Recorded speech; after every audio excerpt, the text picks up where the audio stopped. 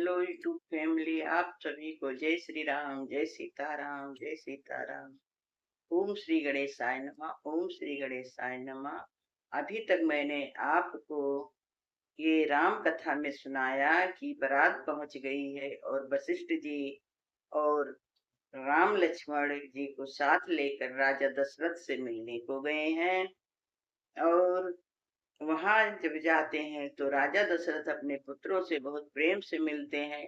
लगता है कब से बिछुड़े थे, अब उनके जा करके जो वियोग था उनका वो कम हो गया है।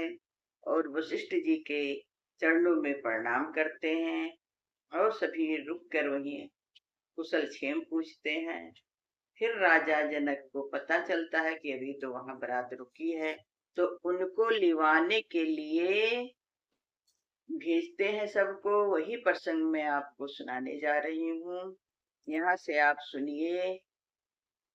लेने चले सादर यही भांति, गए जहाँ जनवास बराती। कौशलपति कर देखी समाजू, अति लघु रूप लाग तिन्हिन सुर राजू। अब इसका आप हिंदी भावार्थ सुनिए। सब लोग इस प्रकार आदर पूर्वक बारात को लेने चले हैं और जहाँ बारातियों का जन्मास्था था वहां गए।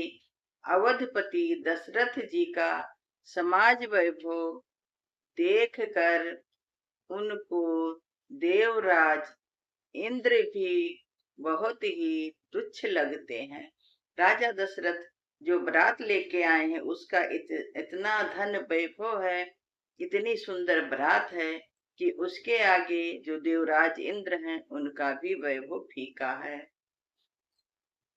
भयो समो अब धरई पाऊ, यही सुन परा निशानन घाऊ।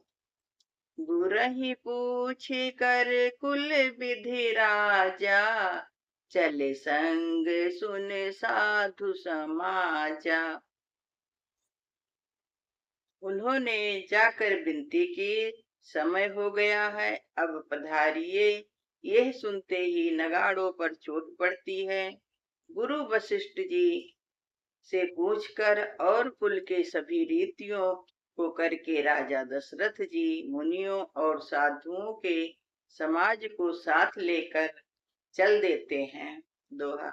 भाग्य विभव अवधेश कर, देख देव ब्रह्माद, लगे सराहन सहस मुख, जाने जन्म निज बाद। अवध नरेश दशरथ जी का भाग्य और वैभव देख कर और अपना जन्म व्यर्थ समझकर ब्रह्मा जी आदि देवता हजारों मुखों से उनकी सराहना करते हैं। वो सोचते हैं दशरथ जी का बड़ा भाग है जो ये प्रभु श्री रामचंद्र के पिता हैं और आज उसी के वजह से ये अपने पुत्र का विवाह करने के लिए जा रहे हैं। इससे ब्रह्मा और देवता उनकी हजारों मुखों से सराहना करते हैं और अपने जीवन को व्यर्थ समझते हैं। चौपाई। सुरन सुमंगल अवसर जाना, बरसहि सुमन बाज निशाना। शिव ब्रह्मादिक विबुधि बरु था, चढ़े विमानन नाना जूथा। कहते हैं देवगढ़ सुंदर मंगल का अवसर जानकर नगाड़े बजा बजा कर फूल बरसाते हैं। शिव जी, ब्रह्मा जी आदि देव वृंद यूथ टोलियां बना बना कर विमानों पर चढ़ रहे हैं। प्रेम पुलक तन हृदय उछाहू, चले बिलोकन राम बियाहू। देख जनकपुर सूर्य अनुरागे, निज निज लोक सबहि लघु लागे। और प्रेम से पुलकित शरीर हो तथा हृदय में उत्साह भरकर श्री रामचंद्र जी का विवाह देखने चले। जनकपुर को देखकर देवतागण इतने अनुरुक्त हो गए कि उन सबको अपने अपने लोक तुच्छ लगने लगे हैं। जब वो देखते हैं कि भगवान की तो इतनी सुंदर बारात है और उसको देखते हैं तो उनके अंदर बहुत उत्साह भर जाती है और उनका धन वैभव और सब देख के सभी देवताओं को अपने जो उनका लोक है उनको सब तुच्छ लगने लगता है। चित्तमहि चकित विचित्र बिताना, रचन सकल अलौकिक नाना। नगरी नारे नर रूप विनिधाना, सुगर सुधर्म सुशील सुजाना। विचित्र मंडप को तथा नाना प्रकार की अलौकिक रचनाओं को वे चकित्र होकर देख रहे हैं। नगर के स्त्री पुरुष रूप के भंडार, सुंदर, धर्मात्मा और सुशील हैं।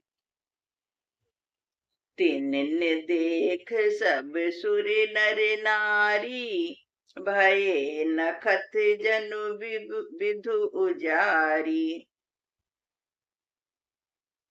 विधहि भयो यचुरज विसेखी, निज करनी कुछ कहत न देखी।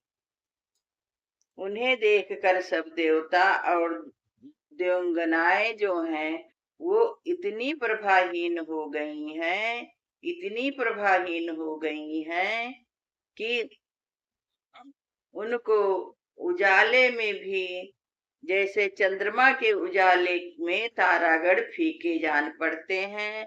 ब्रह्मा जी को विशेष आश्चर्य हुआ क्योंकि उन्होंने अपनी कोई करनी रचना तो कहीं देखी ही नहीं है। ब्रह्मा जी ने अपनी वहां कोई रचना नहीं देखी है, इसलिए उन्हें विशेष आश्चर्य होता है। दोहा। शिव समझाई देव सब निज जाने अचरज भुलाओ, हृदय विचारो धीर धर, सिया रघुबीर बियाहो। भोले बाबा कहते हैं तब उन सभी देवताओं को से और कहते हैं कि इसका अर्थ मत भूलो, हृदय में धीरज धर कर विचार तो करो कि यह भगवान महिमामयी निज शक्ति श्री सीता जी का और अखिल ब्रह्मांड के परम ईश्वर साक्षात भगवान श्री राम जी का विवाह है। देवताओं से कहते हैं कि ये ना भूलो, ये तो जगत जननी सीता जी और जो ब्रह्मांड के आदि देवताओं से बड़े साक्षात भगवान हैं, उनका विवाह है, तो ये आप मत भूलिए। चौपाई।